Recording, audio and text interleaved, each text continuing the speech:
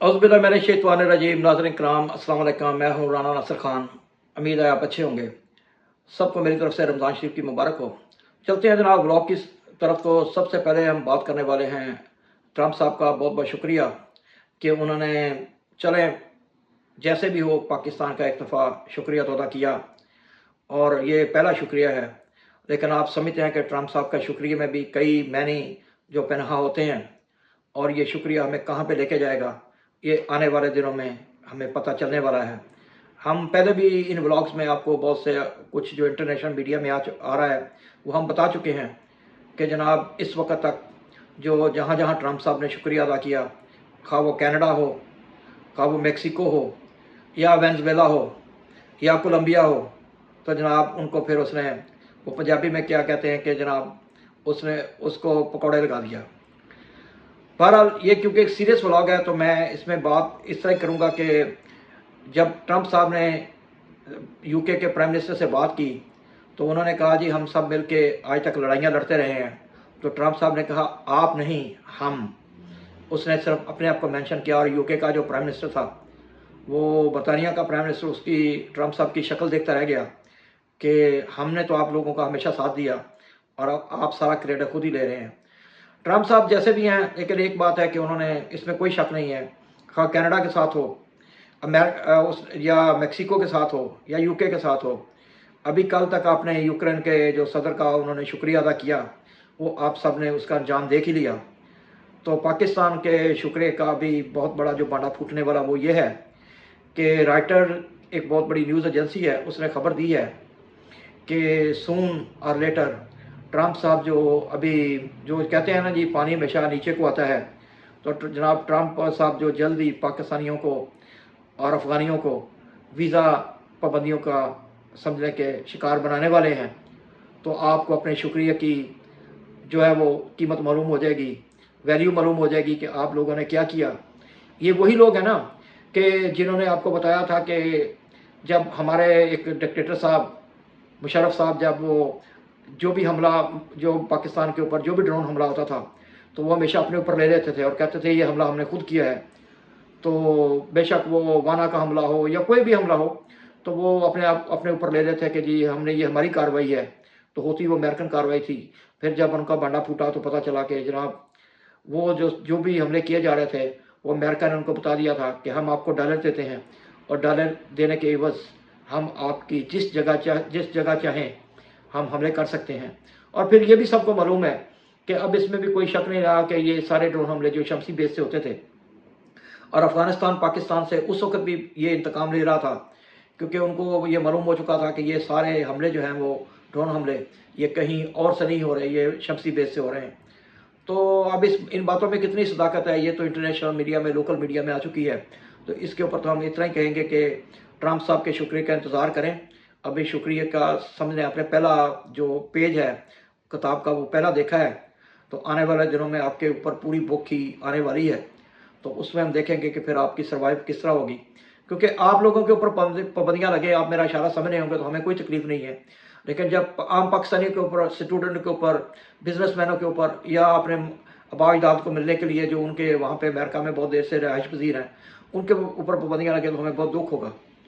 तो आगे चलते हैं जनाब। तो पाकिस्तान में क्योंकि अभी एक ताज़ा तरीन पाकिस्तान ने खिदमत अंजाम दी है, इस दहशतगर्द को जो है उन्होंने पकड़ के अमेरिका के हवाले किया है। और ट्रंप ने जनाब वहाँ पे जब उसको वो अमेरिका में रिसीव हो गया, तो उस वक्त ट्रंप साहब ने जनाब शहबाज शरीफ का, चलो शहबाज शरीफ का कह लेते हैं, उसने शुक्रिया अदा किया, या ये कहने के प्रो एस्टैब्लिशमेंट गवर्नमेंट का शुक्रिया अदा किया। तो उस शुक्रिया के बाद जनाब अभी तक हम जो देख रहे हैं वो ये है कि इधर पाकिस्तान में बगलें बजाई जा रही हैं, और दूसरे दिन आप देखते हैं कि अभी शुक्रिया की समझने गिरद बैठी भी नहीं थी, तो बन्नू के ऊपर जो है वो दहशतगर्दों ने हमला कर दिया। और आप ये सोचें कि अगर अमेरिकन आपको ये इंटेलिजेंस दे सकते हैं कि उनका कोई दहशतगर्द पाकिस्तान में किस जगह छुपा हुआ है, या वो अफगानिस्तान से सफ़र करके पाकिस्तान में किस तरह पहुंचा है, तो क्या उनको ये मालूम नहीं है कि जो पाकिस्तान में दहशतगर्द जो है वो हमला करने वाले हैं, तो वो आपको इंटेलिजेंस क्यों नहीं देते हैं? ये भी एक बहुत बड़ा क्वेश्चन मार्क है, क्योंकि ऑफकोर्स हमारी इंटेलिजेंस की जो लिमिटेशंस हैं वो हमारे मुल्क तक हो सकती हैं, कहीं और भी हो सकती हैं। लेकिन CIA या दूसरी दुनिया की बड़ी जो ऑर्गेनाइजेशंस हैं, वो जहाँ चाहती हैं टेररिज्म को या दहशतगर्दी को रोक देती हैं। اور جہاں اس کو بڑھانے میں مدد دیتی ہیں، یہ ان کا اپنا کام ہوتا ہے کہ ان کے اپنے مفاد ہوتے ہیں۔ پاکستان میں بہرحال ایک خون ریز اٹیک ہوا اور اس میں بہت سی شہادتیں ہوئیں، اور ابھی تک کوئی مستند اطلاع تو ہمیں معلوم نہیں ہوئی، لیکن اتنا ہوا کہ بہت سے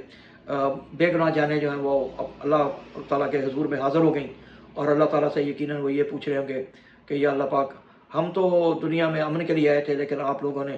جو ان لوگوں نے ہمارے اوپر حملے کیے، جنہوں نے ہمیں دہشت گردی کا شکار بنایا، تو ہمارا اس میں کیا قصور تھا؟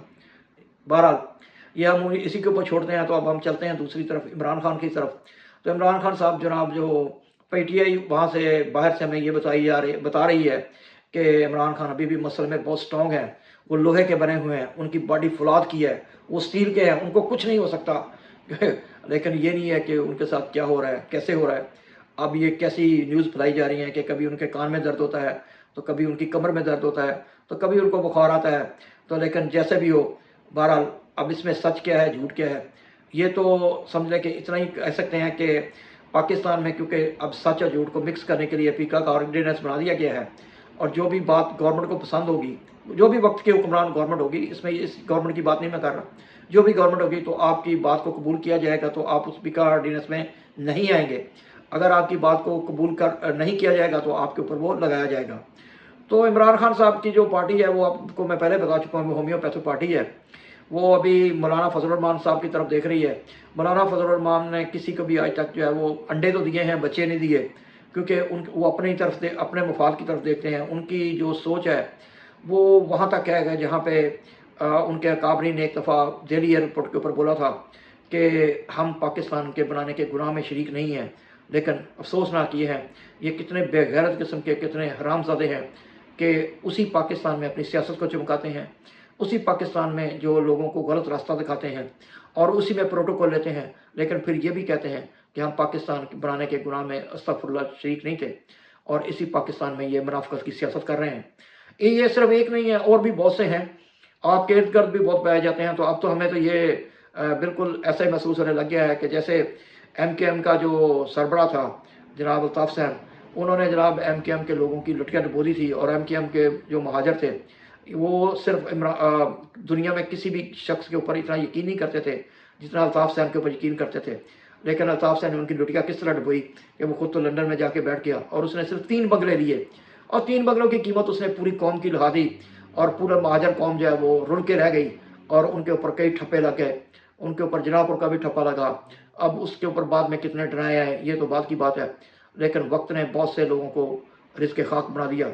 اب اسی طرح بلوچستان میں بھی خدا نخواستہ جو اب اس وقت چل رہا ہے، وہاں پہ بھی بہت سے مسنگ پرسنز ہیں۔ دوسری طرف یہ ہے کہ اپنے ہماری جو فورسز ہیں وہ بھی شہادتوں کی ایک داستان رقم کر رہی ہیں اس ملک کو بچانے کے لیے۔ جب ہم یہ بات کرتے ہیں تو بہت سے کے پیٹوں میں مروڑ بھی ہوتا ہے کہ ہم اسٹیبلشمنٹ کو کیوں پرائز کرتے ہیں۔ تو اس وجہ سے کرتے ہیں بھائی کہ ہم لوگ تو سکون سے جو اپنے گھروں میں سوتے ہیں، تو وہ بارڈروں کے اوپر جانے دینے والے، بے شک سسٹم جیسا بھی ہے، لیکن بارڈروں کے اوپر جانے دینے والا بھی کوئی بیٹھا ہے۔